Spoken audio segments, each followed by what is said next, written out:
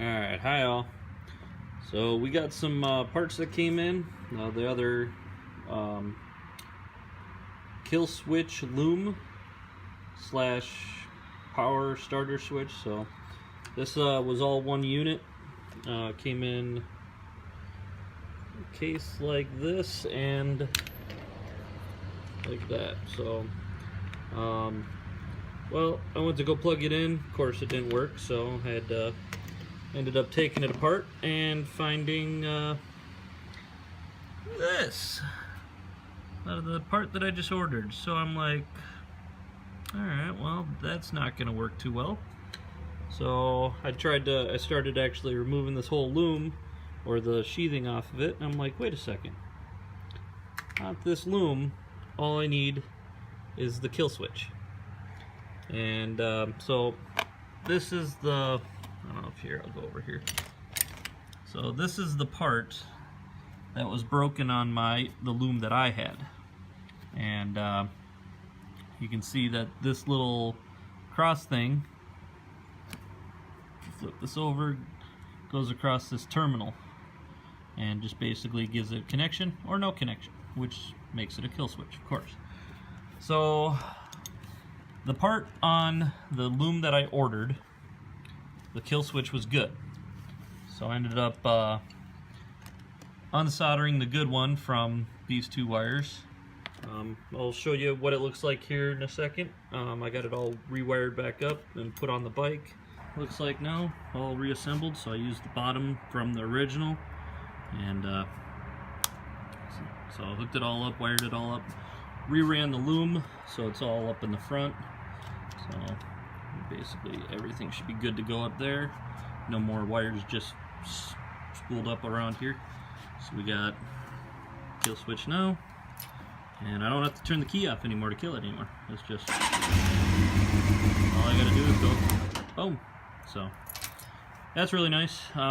Again, we replaced this handle, we replaced just this little tiny button here, and and the housing here, the housing up top here on the old one from the accident, I found out was cracked. It's got grass growing in it. So yeah, remove that, put all the screws back, and now it's just other stuff. So again, useless part. Well,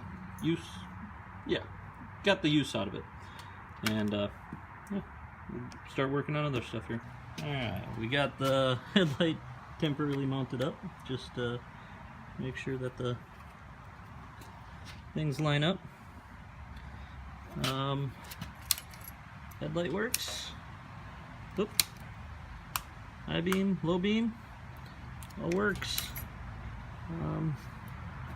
Plugged right in. I didn't like the boot that was on the one that I got, so I replaced it with the old one.